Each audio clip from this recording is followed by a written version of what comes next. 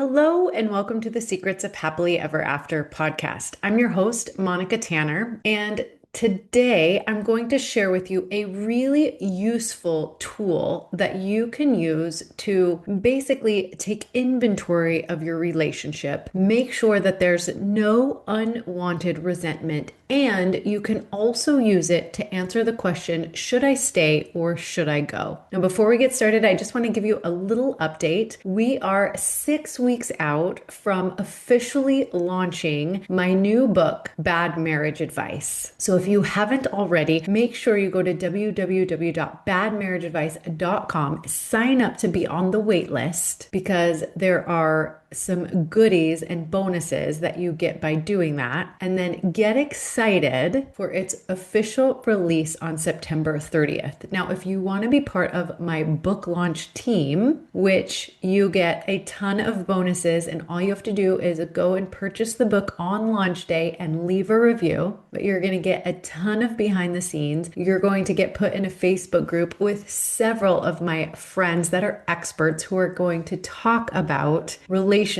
answer your questions, and do some special live Q&As. You're just going to email me, Moni@monicatanner.com. Let me know you want to be on that list, and you will have my absolute appreciation and excitement. All right, so let's get into today's topic. Now, I knew this was a timely tool that I needed to share with you because recently a lot of my couples have been asking the very serious question, should I stay or should I go? And most recently, I had a couple who let me know that they were basically just surviving from week to week between our appointments, meaning that we would have a coaching session and they would do well for a few days. But by the end of the week, they were exhausted, really reconsidering whether or not they wanted to continue working on their relationship. And then they would have another session with me. So basically, they were using coaching with me as a misery stabilizer. Now, this is anytime you're using either a substance or a behavior to stabilize the relationship. So sometimes we use drugs or alcohol or food as misery stabilizers. We can also use coaching, counseling, or gambling, some sort of behavior that kind of takes the pressure off, but it also keeps you from having really important conversations. So they were telling me this as kind of a compliment, meaning like when we do coaching with you, it keeps us going for a little bit longer. But what it said to me is that we need to have some serious conversations about whether or not they wanted to continue working on the relationship. And the way I think about this is like when you're teaching a toddler how to walk, it's okay to hold both their hands, and help them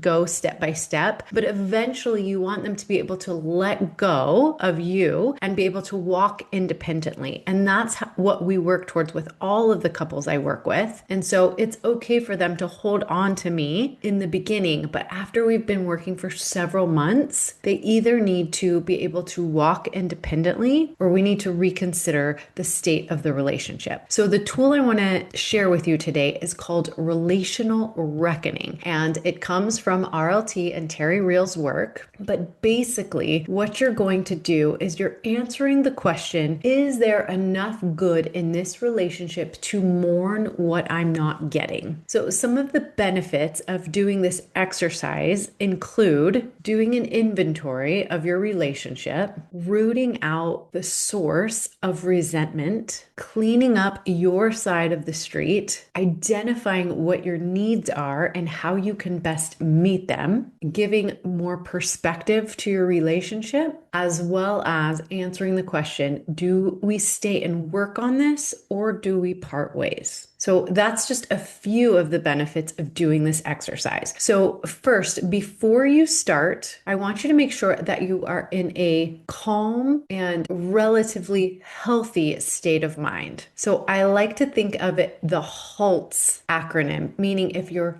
hungry, agitated, lonely, tired, or stressed, I want you to give yourself what you need. So get something to eat, take a nap, go for a run. Make sure that you're feeling pretty good before you start working on this exercise. Then what I want you to do is get a piece of paper and a pencil, because if you try to just do it in your mind, you're going to spin, and this exercise is really visual. I want you to be able to see your thoughts, and I want you to be able to address them one by one. So with a paper and a pencil, I want you to write at the top of the page, Relational Reckoning. Then I want you to write the question, is there enough good here to mourn what I'm not getting in this relationship? Now, remember, we're doing this for your marriage, but you can use this for any relationship. You can use it for a friendship, for a work relationship, any relationship where you're thinking, should I stay or should I go? Or can I clean up some things in this relationship, some thoughts about it? You can do this exercise. So you're writing at the top, is there enough good here to mourn what I'm not getting? And then I want you to divide your piece of paper straight down the middle into two columns. So in the first column, you're going to label it good. In the second column, you're going to label it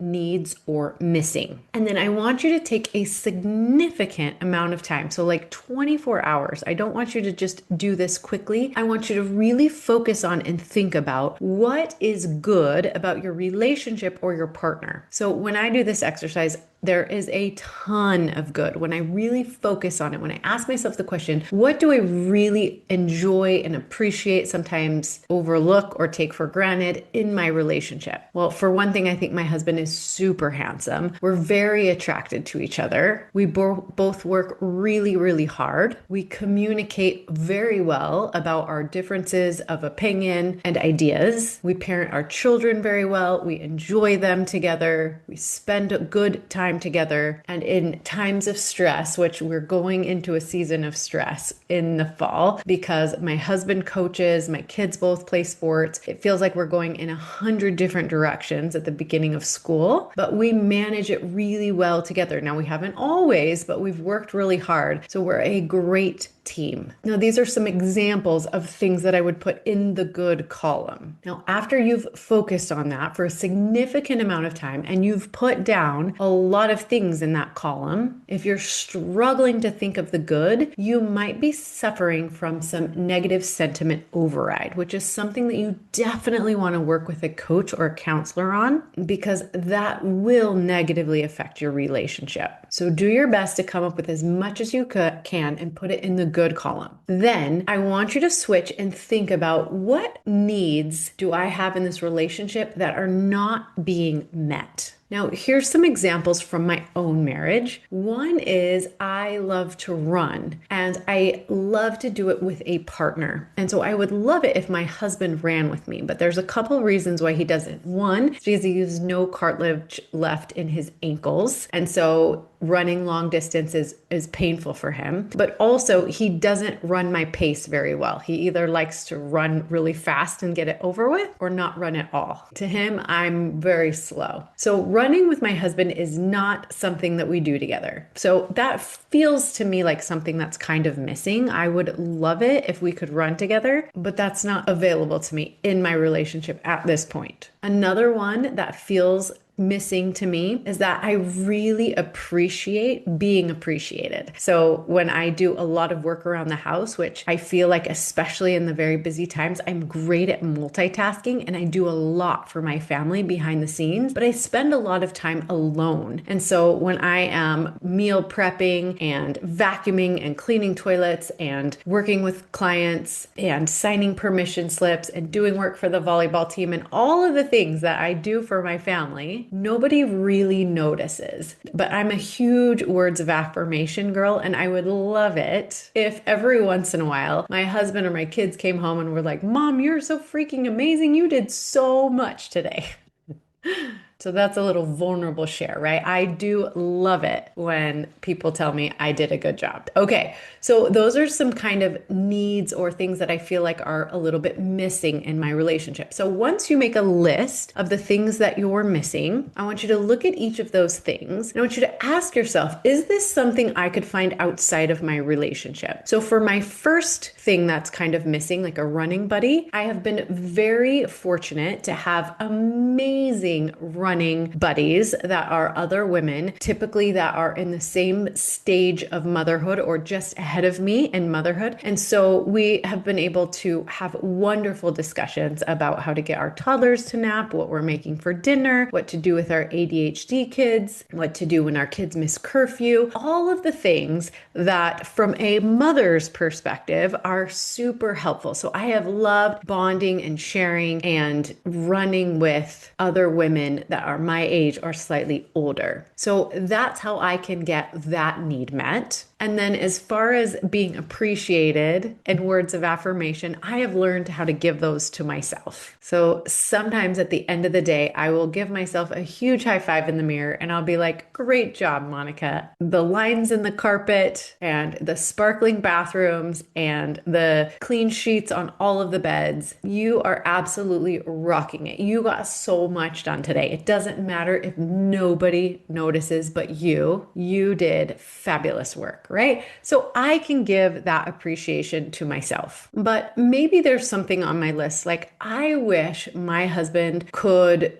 make treats and enjoyed like baking and that he loved having treats with me. And that is something my husband does not enjoy doing. And so that need on my list goes unmet. But here's the relational reckoning part of it. I can look at that and be like, okay, my husband doesn't really like treats or seafood. So that's not something we can like do together and enjoy together. And so there is a sense of like, okay, there is so much good in this relationship. There are so many wonderful things that we do enjoy doing together, that little piece or part is worth kind of mourning. Like, I guess, we go out for treats on dates sometimes, but it's not like something my husband really loves to do. It's something that I'm always initiating and I enjoy it, but I feel like I'm kind of enjoying it by myself, and that's fine. I can totally live with that because there is so much good. So that's how I kind of mourn that. Now, you might be saying to yourself, okay, Monica, those are very small things on your list, like a running buddy, appreciation, and enjoying treats together. But on your missing list, perhaps there is something like physical or sexual intimacy that's missing, or something really big and heavy. And that happens a lot. And maybe you're looking at both sides of your list and you're like, there is some good here, but there's a lot that I'm missing. What I would encourage you to do is get with a coach or a counselor and see if you can work through, if you can learn some relational skills or ways of requesting and talking about with your spouse the things that are on your missing list and perhaps their missing list. The last thing I want you to do is to settle, is to be like, oh, I guess I'm never going to get this thing. And so I guess I'm just going to settle for not having it. That's not working on your relationship. And that's also not mourning the loss. That's not actual relationship reckoning. What I want you to do is actually work through the things on your missing list to see if you can find it outside the relationship, and if you can give it to yourself, or you can learn how to request it. Now, I realize that the sexual aspect is not something that you can find outside the relationship or give to yourself. It is something that requires your spouse. So again, if you're finding yourself in that boat, please contact. I recommend RLT trained coaches and counselors that can help you work through these things. Okay, so that is the relational reckoning tool. I like to sit down and do this every single year, and I've asked my husband to do it as well. And so when we go on our annual trips, these are the types of things that we work on. This is how we can kind of identify how the previous year has gone and what we want to work on in the year to come. This is how we kind of reboot the relationship, and we can be super honest with each other and have those tough conversations about, this is what I feel like is lacking in our relationship. What can we do about it? how can we work on these things maybe together so that we can grow and evolve individually and as a couple. So that's the relational reckoning tool. So just to recap, you're going to get a piece of paper and a pencil and you're going to write at the top, is there enough good here to mourn what I'm not getting in this relationship? So in the first column, you're going to write all of the good or as much as you can come up with. And in the second column, you're going to write what is missing or what you feel like you need or want in the relationship. Now, I don't want you to make a decision about should I stay or should I go without working with a coach or a counselor. I realize it's a big decision. And if you do decide to continue to work on the relationship, I want you to have support and I want you to learn skills that are going to really help you make your relationship better. And if you decide that you are going to part ways, I want you to do that with peace, knowing that you've tried everything. So again, if you would like some support or help with this, if you have questions, if you just want to